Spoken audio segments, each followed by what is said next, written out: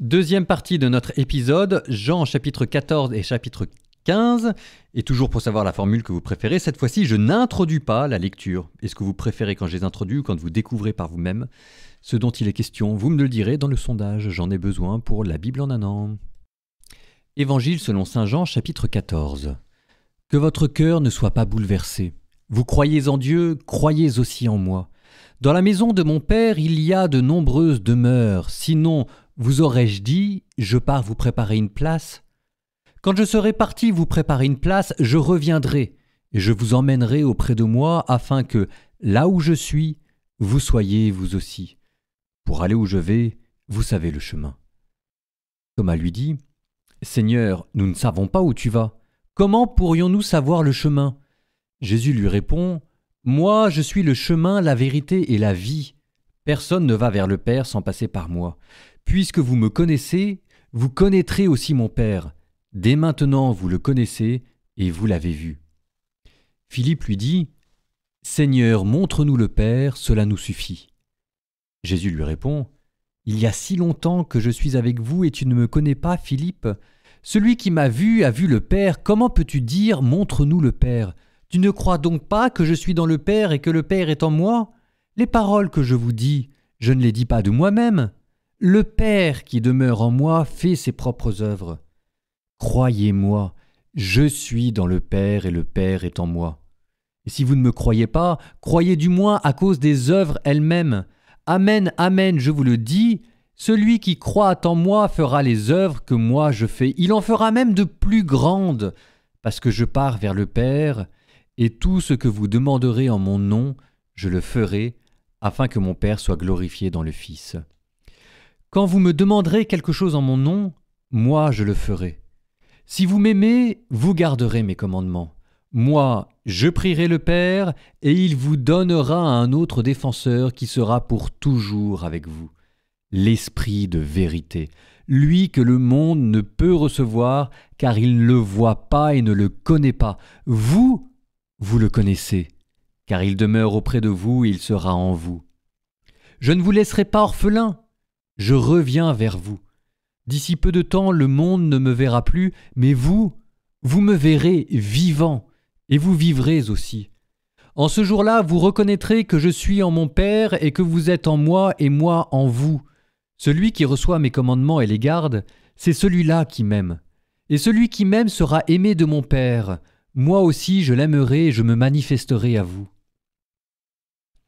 Jude, non pas Judas l'Iscariote, lui demanda, « Est-ce à nous que tu vas te manifester et non pas au monde ?» Jésus lui répondit, « Si quelqu'un m'aime, il gardera ma parole. Mon Père l'aimera, nous viendrons vers lui, et chez lui nous nous ferons une demeure. Celui qui ne m'aime pas ne garde pas mes paroles. Or, la parole que vous entendez n'est pas de moi.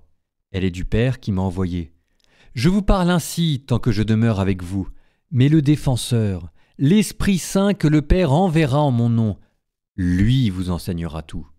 Et il vous fera souvenir de tout ce que je vous ai dit. Je vous laisse la paix, je vous donne ma paix. Ce n'est pas à la manière du monde que je vous la donne, que votre cœur ne soit pas bouleversé ni effrayé. Vous avez entendu ce que je vous ai dit. Je m'en vais et je reviens vers vous. Si vous m'aimiez, vous seriez dans la joie puisque je pars vers le Père, car le Père est plus grand que moi. Je vous ai dit ces choses maintenant avant qu'elles n'arrivent. Ainsi, lorsqu'elles arriveront, vous croirez. Désormais, je ne parlerai plus beaucoup avec vous, car il vient, le prince du monde.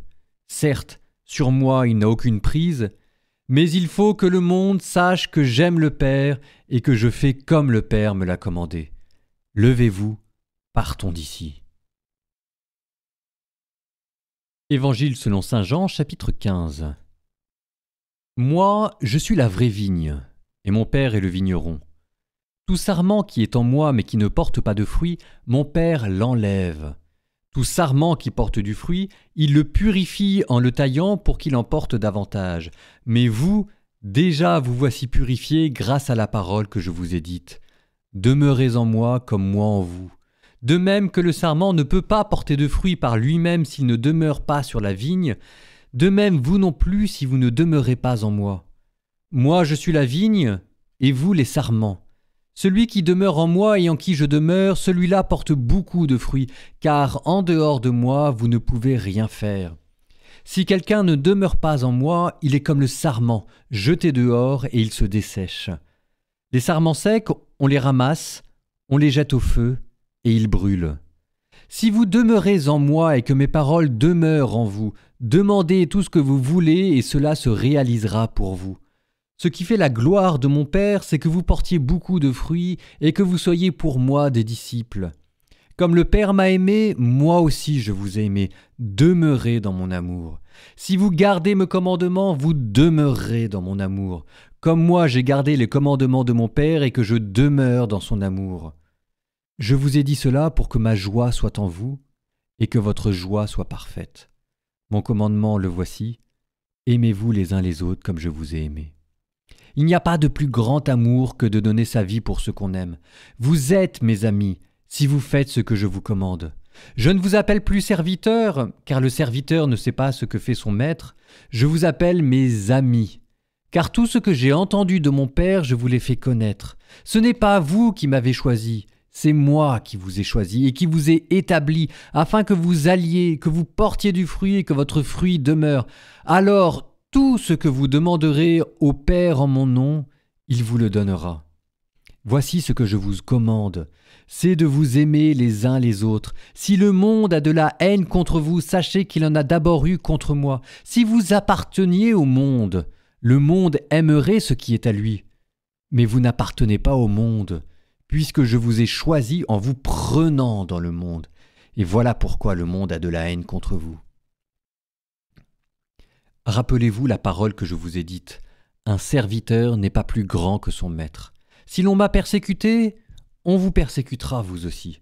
Si l'on a gardé ma parole, on gardera aussi la vôtre.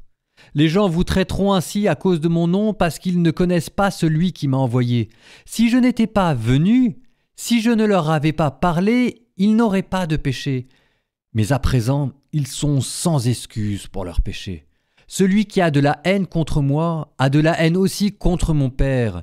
Et si je n'avais pas fait parmi eux ces œuvres que personne d'autre n'a faites, ils n'auraient pas de péché. Mais à présent, ils ont vu et ils sont remplis de haine contre moi et contre mon Père. Ainsi s'est accomplie cette parole écrite dans leur loi. Ils m'ont haï sans raison. Et quand viendra le défenseur que je vous enverrai d'auprès du Père, lui, l'Esprit de vérité qui procède du Père, il rendra témoignage en ma faveur. Et vous aussi, vous allez rendre témoignage, car vous êtes avec moi depuis le commencement. Fin de la lecture. Le discours est absolument extraordinaire. Il est très curieux parce que d'une certaine manière, on a toujours l'impression d'entendre la même chose que Jésus répète et répète après verset.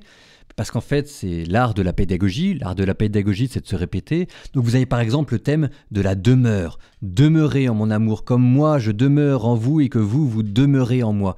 Et avec ça, ce thème de la demeure, vous avez déjà le thème de la mystique, de l'inhabitation trinitaire, de se laisser habiter par Dieu. Et en fait, qui vous rappelle que l'amour que l'on a les uns pour les autres, c'est nous qui rentrons dans la Trinité. C'est quand même extraordinaire. Et puis ensuite, vous avez le thème de la joie et de l'Esprit Saint. L'Esprit Saint qui commence par de simples allusions et qui ensuite devient de plus en plus présent.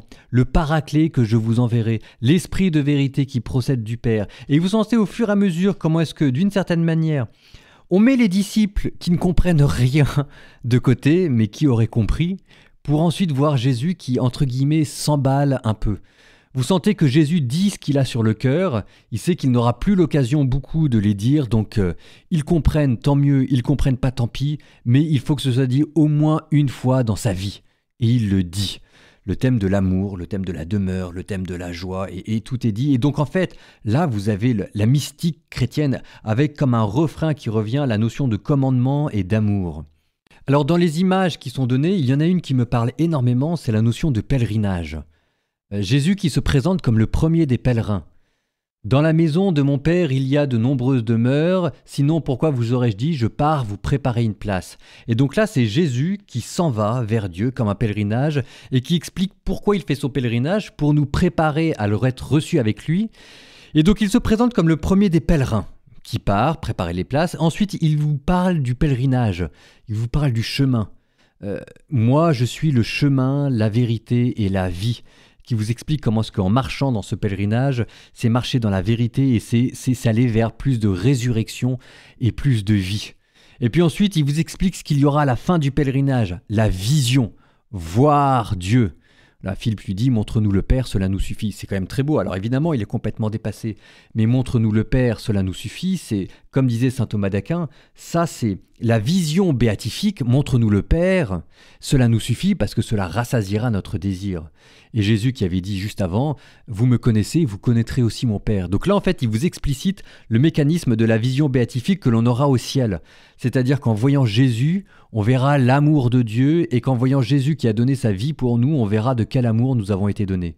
Et puis après, il nous explique comment est-ce que nous pouvons nous aussi pèleriner. Et là, nous pèlerinons dans la foi. Croire. Comment peux-tu dire « Montre-nous le Père » ? Tu ne crois donc pas que je suis dans le Père. Croyez en moi, je suis dans le Père et le Père est en moi. Si vous ne me croyez pas, croyez du moi à cause des œuvres elles-mêmes. Amen, amen, je vous le dis, celui qui croit en moi fera les œuvres que moi je fais. Il en fera même de plus grandes. Là, vous voyez encore comment est-ce que Jésus martèle. Donc là, c'est le grand thème du pèlerinage, où Jésus vous explique comment lui est le premier des pèlerins. Il vous parle du chemin de la vérité. Il vous dit le terme, la vision béatifique, et il vous dit comment marcher avec la foi. Cette foi qui est une foi aussi pratique, hein. Cette foi se vérifie par le fait que l'on tient les commandements de Dieu. Bon, il y aura encore évidemment énormément de choses à dire, hein. Vous sentez bien que ces chapitres-là, en fait, ça pourrait faire l'objet d'un cours de théologie de 24 heures. Donc on fait ce qu'on peut en 3 minutes, mais si vous pouvez, relisez-le, parce que c'est Jésus qui s'épanche. On le comprend, tant mieux, on le comprend pas, tant pis, mais vous sentez que là, il avait entendu le dernier moment, il avait formé ses disciples comme il a pu, il lui manque du temps, tant pis, il faut que ça sorte, il le dit. Aimez-vous les uns les autres comme je vous ai aimé. Nous terminons comme à notre habitude par une liste de proverbes. Proverbes chapitre 6, versets 6 à 9. Va vers la fourmi, regarde-la marcher et deviens sage. Elle n'a pas de supérieur, ni surveillant, ni gouverneur, et tout l'été, elle fait ses provisions. Elle amasse à la moisson de quoi manger. Combien de temps vas-tu rester couché, paresseux? Quand vas-tu émerger de ton sommeil?